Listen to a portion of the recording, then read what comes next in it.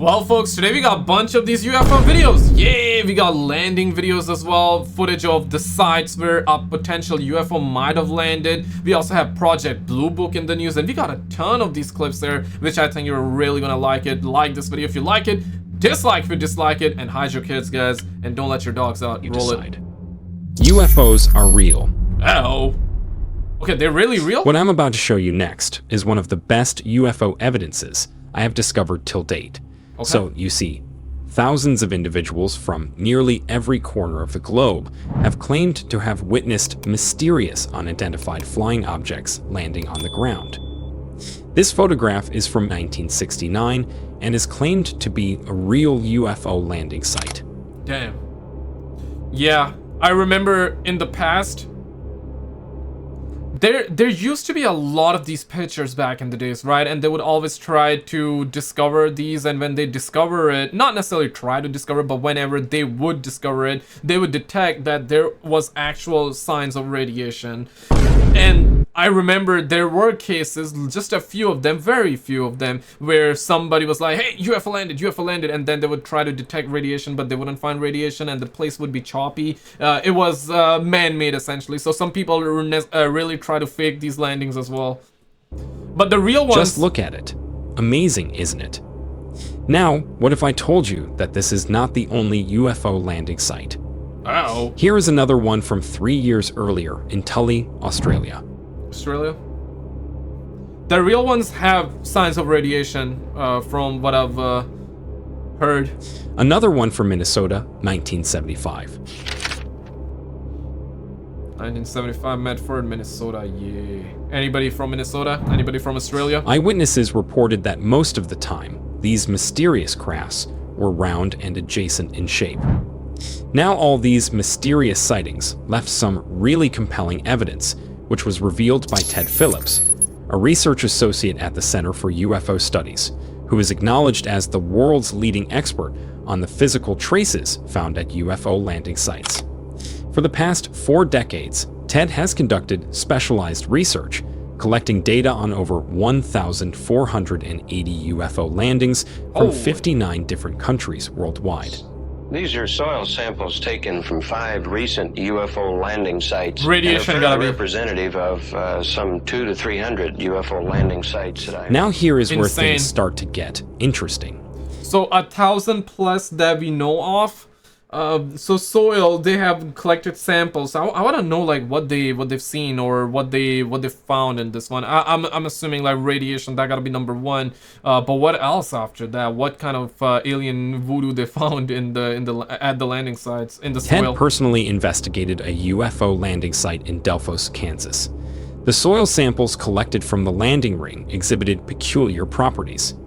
Firstly, the soil was extremely dehydrated and unable to absorb water, causing it to float instead. However, the soil samples taken just a few feet away from the landing ring behaved completely normal, absorbing water within seconds. What's even more weird is that the UFO-affected soil was not able to support seed germination or plant growth, while the nearby soil, which was taken just a few feet away from the UFO landing ring, sustained normal plant life.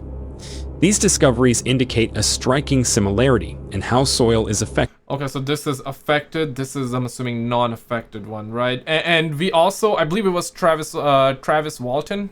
He is the guy that claimed that he was abducted by aliens, and he done podcasts with Joe Rogan, and I believe he went on a lie detector, a bunch of lie detector, various amount of lie detector tests back, I believe, when it happened. I'm not sure when exactly it happened, 70s, 80s, 90s, perhaps. And yeah, he's considered to be one of the most credible one, although if you want to believe it, you believe it. If you don't want to believe it, you can choose to not believe it. But he's considered to be one of the most credible one, and he's seen the UFO kind of land, and he went near.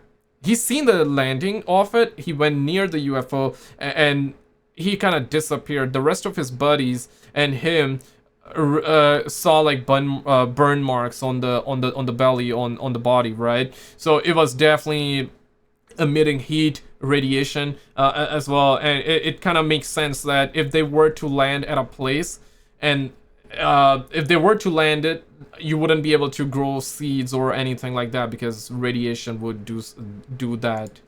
Makes affected by sense. UFO landings. I've investigated a rather high percentage of these reports personally and have found a remarkable consistency in size and shape regarding... His investigations have revealed imprints left by the landing gear of the objects, often arranged in triangular or rectangular patterns, indicating tremendous pressure and weight.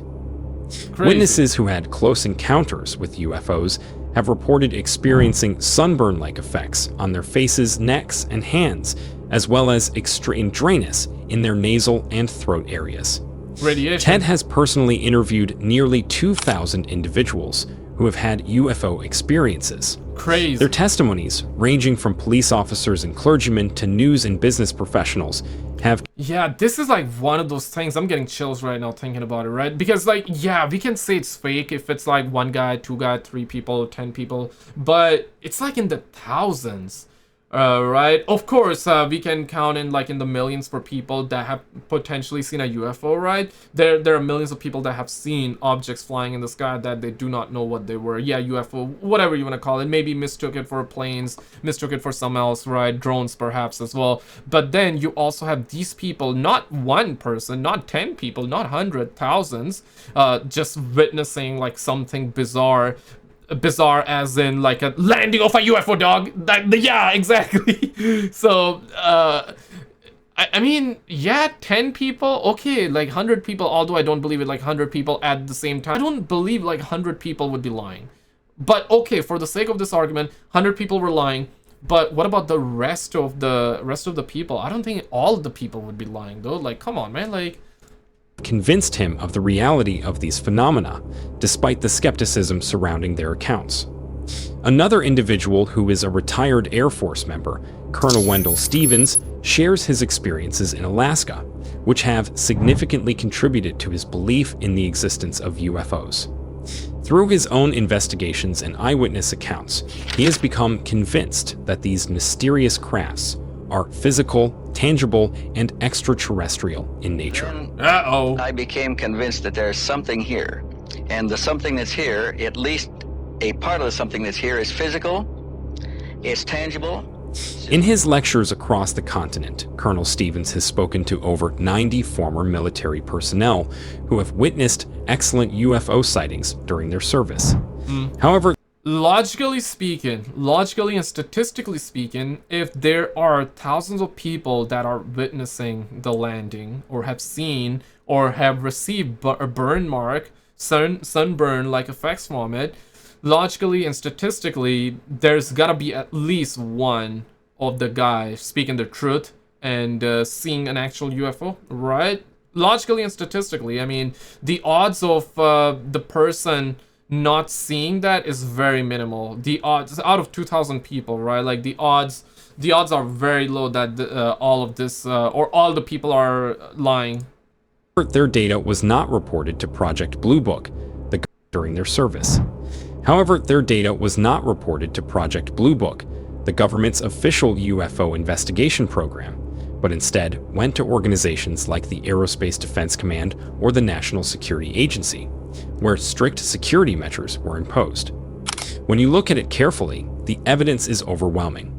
The sheer number of these witnesses has led Colonel Stevens to conclude that either all these individuals are lying, or there is something truly extraordinary happening in this world. The odds of everybody lying, I would say that's impossible. You know, because the sample is big, you know, the sample is big enough. So I don't think everybody would be lying. Yeah, if it was just 10 people from the entire world saying that, then okay, yeah, I can believe that they were all 10 of them were lying. But even then, the odds would be like, at least there's one guy speaking the truth that we are not aware of. And whatever that is, it is not from this world. So I'd like to ask you, what are your thoughts on these UFO landings? A completely made-up decade of hoaxes, or a genuine encounter with otherworldly beings? I leave it up to you to decide. I just want like a pet alien, bro. I just want to pet an alien. Bruh. Just like a good old chihuahua, bruh. Just like a good old chihuahua, man. Can a brother perhaps get an alien pet, bro? That would be crazy, bro. Everybody would want to take pictures of my pet like that, right? Like I go out on the doors out of the doors. What am I even saying? I go outside, right? Everybody would be like, yeah, can I take a picture with your pet chihuahua? That's not a chihuahua, son. That's an LMO, bruh. What you talking about right now? 2008, Warwickshire, England. A person along with one of his family members was driving down the road in England. As they were going down the residential street, that's when their attention was captured by something strange high up in the sky. Take a look. It's not even there.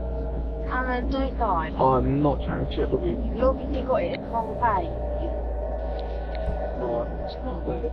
Is it moving or is it still? Hard to say. I think it's still kind of A large, rotating. mysterious black triangular object, as shown in the footage, seems to be hovering silently among the dark clouds.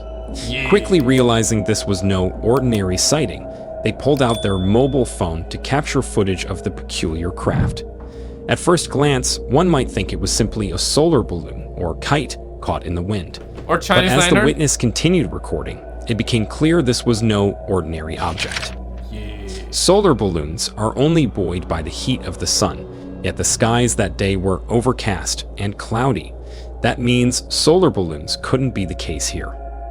Also, according to the witness, the winds were quite strong, ruling out the possibility of Winds don't affect the LMOs. The LMO would be like, yeah, bro, I can turn on my parking brakes. The wind cannot move me.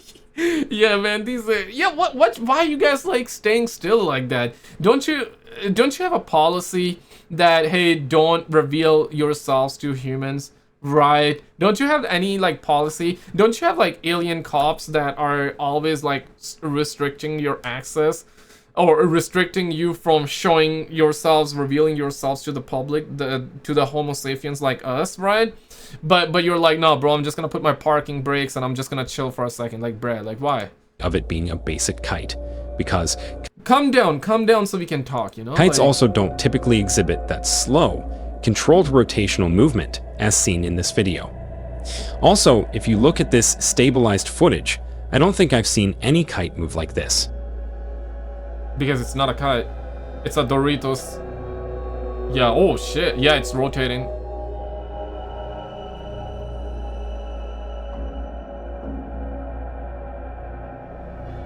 So this is truly an unexplained case. As the mysterious triangle turned, glimpses of its shape came into view. It appeared to be a solid craft of some kind, not just a random bundle of bags or debris blowing in the wind. For several minutes, the dark triangular object hovered in the sky, continuing its slow spin against the wind currents. Yeah, perhaps was on a bathroom break. The eyewitness remained surprised as to what he just witnessed. Despite the somewhat turbulent weather conditions, the craft maintained its controlled hover and rotations throughout the entire sighting. No sounds, They really have good braking system, I must say. Really good parking brakes technology they have. trails, or means of propulsion were evident from the footage. The astonished witness was left with only their video as proof of the encounter. To this day, the incident has been debated over many social media platforms. Various theories have emerged, from secret military aircraft to extraterrestrial crafts and everything in between. But without conclusive evidence of its true nature, we are left to speculate whether or not this was an actual UFO sighting or a classified military project being tested in the skies. Or Yeah, because there are a lot of stories as well, like the triangle ship UFOs are also man-made, like we made it based off of like the actual real UFO technology. How much of that is true? Is it even true to begin with, right? Nobody knows, but these are like the claims. This is a conspiracy that is all around us, right? That it is being reverse engineered and it is it's the US UFOs, or I mean at that point it wouldn't be UFOs, it's like ours kind of, but we made off of UFOs essentially. perhaps just an unusual meteorological phenomenon manifesting in a deceptive way. Whatever that is, you be the judge of that. UFO Or perhaps like Doritos is trying to make like a new brand, or perhaps test out a new chips formula or something in the sky. I don't know, man. Like extra chemtrails on Doritos, maybe.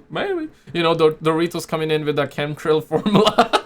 Yeah, could be that, guys. Could be that. destroying aircraft. UFO. What? No. May 17, 1997, England.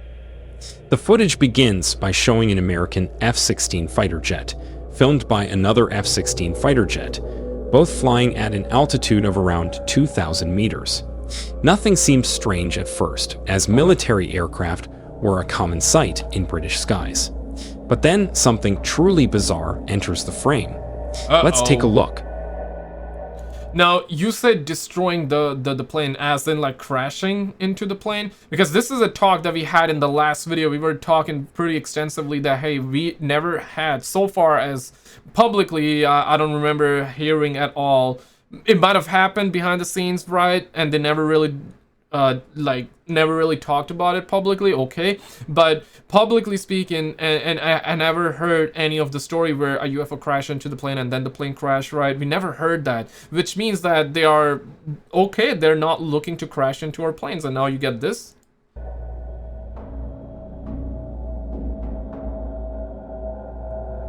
I suppose 2 jets, right? So there's a jet recording it, and then you see this jet. An unidentified flying object emerges from behind the clouds in close proximity to the F-16. The object does not seem to look like any known aircraft. It almost appears as a large circular craft, approximately 5 to 6 meters in diameter. The mysterious object descends and enters the cloud layer. Might be Iron Man 4. Maneuvering in a way no conventional plane could move. It's Iron Man 4 that's being filmed right now. Yeah. How many of you guys seen the first Iron Man? I'm assuming most of you already have. Great movie. I rewatched it like 3 weeks ago at this point. And there was a scene like that, you know, in the movie where they were like, "What the hell is that?" Turns out it's Iron Man. At this point, both the American F-16 pilots were equally stunned by what they were witnessing. When undergoing investigation, experts and researchers were unable to conclusively identify the nature of this unknown craft. All they could discern were its approximate size and the fact that it did not fly like any normal aircraft. But here's where things truly start to get interesting. According to one former Soviet military officer who was interviewed regarding this incident, these types of encounters between military aircraft and unidentifiable flying objects were extremely common during the Cold War era. He even clearly described many occasions where Soviet fighter jets encountered peculiar aircraft that did not appear to belong to any known nation's air forces. The two superpowers continually tested each other's airspace boundaries, but on multiple occasions, they came into contact with a third unknown presence in the skies. Reportedly, there have been numerous cases where these strange objects caused damage to airplanes upon contact, although such incidents were kept under strict secrecy. Holy... Oh shit! Oh shit! I suppose it would be kept under wraps. Makes total sense. This is why I was saying, like, publicly speaking, based on the public records, we never heard any story, at least from what I'm aware of, we never heard any story where, like, a UFO would crash into it. Well, now we're talking about, yeah, well, honey, they actually crashed into us. Honey, can I bump into you right now? While many questions remain unanswered, these incidents and reports are considered to be legitimate and authentic. And if that's the case, does that mean that the F-16 pilots encountered something truly otherworldly? Well, let me know what you think down in the comment section below. Yeah, guys, this is the last episode that we've done. Check out this video on the screen. We have an update on the Las Vegas crash landing of the alien as well, and we had another video in that too, another clip that I think you're gonna really enjoy. Check it out, and I'll see you right there.